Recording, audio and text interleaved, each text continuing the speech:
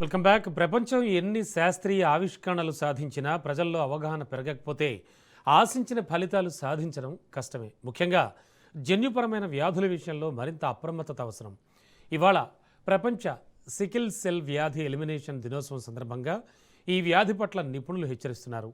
Sickle cell anaemia అనేది తీవ్రమైన జన్యుపరమైన రక్త వ్యాధి అని నిమ్స్ ఆసుపత్రి clinical haematologist doctor Radhika Shetty, doctor Ganesh Nayak తెలిపారు. సాధారణంగా రక్త కణాలు గుండ్రంగా ఉండి శరీరంలోని ప్రతి భాగానికి ఆక్సిజన్ చేరవేస్తాయని, అయితే ఈ వ్యాధి ఉన్న వాళ్లలో రక్త కణాలు కొడవలి ఆకారంలోకి మారి రక్త ప్రసరణకు ఆటంకం కలిగిస్తాయని చెప్పారు.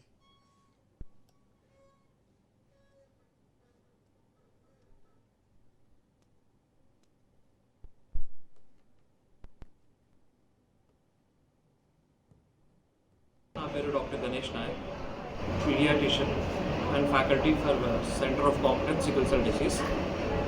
ఇవాళ world sickle cell day June 19 సందర్భంగా the basic theme of sickle cell disease is closing this survival gap and equity in sickle cell disease. ఇది basic theme of this year 2026 sickle cell day.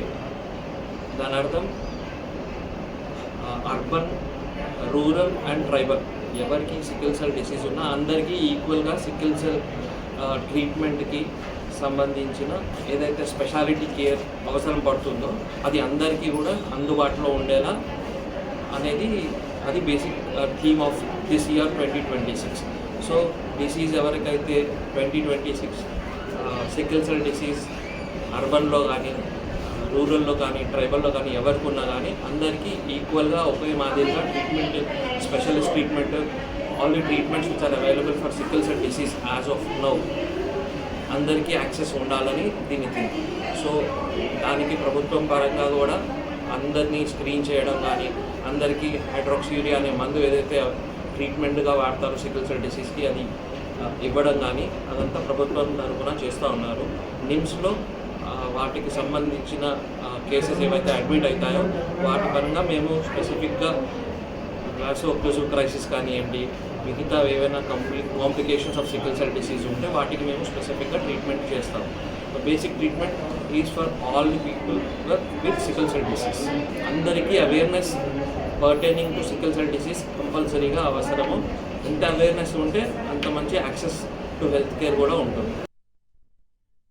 నేను doctor Radhika, నేను associate professor clinical haematology NIMS హాస్పిటల్లో.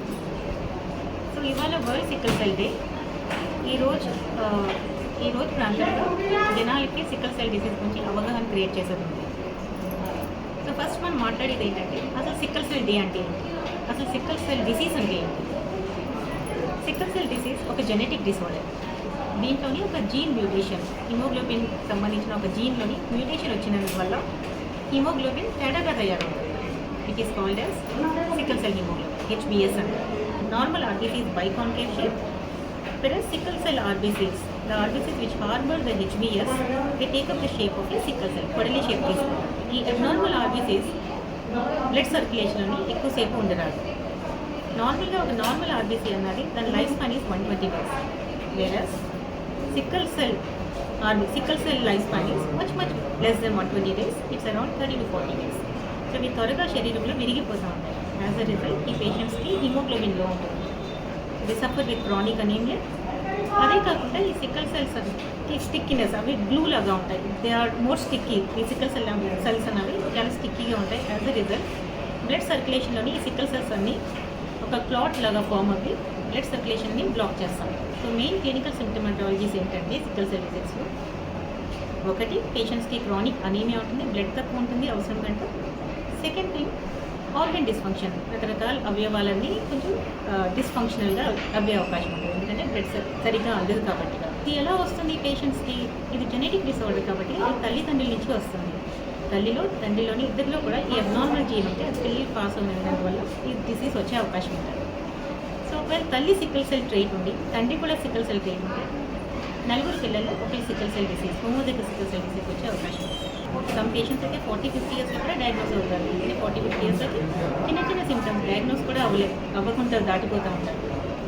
కొన్ని patients చిన్న వయసులోనే 2 years 3 years ప్రాంతంలోనే heavy symptoms తోటి present అవుతూ ఉంటారు, severe life threatening complications. Most commonly పిల్లల్లోని గుర్తింపబడుతుంది, ఎందుకంటే జెనెటిక్ డిసార్డర్ కాబట్టి చైల్డ్హుడ్లోనే ఈ సిమ్టమ్స్ అన్నది బయటపడిపోవడం.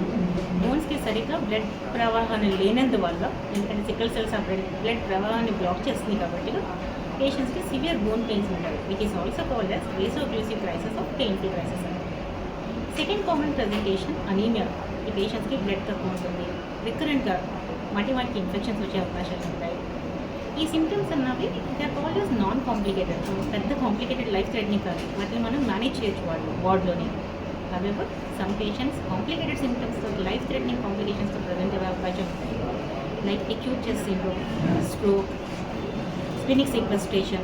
ఇవన్నీ కొన్ని సివియర్ కాంప్లికేషన్స్ వేర్ పేషెంట్ లేట్గా కానీ ప్రజెంట్ అవ్వారంటే మనం అవి రివైవ్ చేయడం కూడా కష్టం. ఒకటి care for treatment of the complications, రెండోది క్యూర్ అంటే కంప్లీట్గా తొలగిపోయే మార్గాలు. ఇవి రెండు treatment strategies. Every child more than 2 years hydroxychloride of medicine పెట్టుకుంటే చాలా వరకే కాంప్లికేషన్స్ మనం తగ్గించే అవకాశాలు ఉంటాయి. ఈ స్ట్రాటజీస్ అన్ని డిసీజ్ని కంట్రోల్ చేయడానికి, కాంప్లికేషన్స్ని లిమిట్ చేయడానికి కానీ జబ్బును తొలగించడానికి కాదు. జబ్బును తొలగించే మార్గం ఒక్కటే ఉంది, and that is allogeneic bone marrow transplantation, గుజ్జు మార్గం. ప్రస్తుతానికైతే మన దగ్గర ఉన్న ఓన్లీ క్యూరేటివ్ మేనేజ్మెంట్ మన కంట్రీలో ఉన్నది అల్లోజెనిక్ బిఎంటీనే. ఇప్పుడు ఫ్యూచర్లోని we're looking forward for gene therapy. 1 or 2 injections ఇస్తే కంప్లీట్గా మనలో ఉన్న అబ్నార్మల్ జీన్ మాడిఫై అయిపోయి నార్మల్గా మారిపోతుంది. ఆ ట్రీట్మెంట్ ఇంకా మనకు అందుబాటులో లేదు, ఫ్యూచర్లోని that may be the treatment of choice for sickle cell.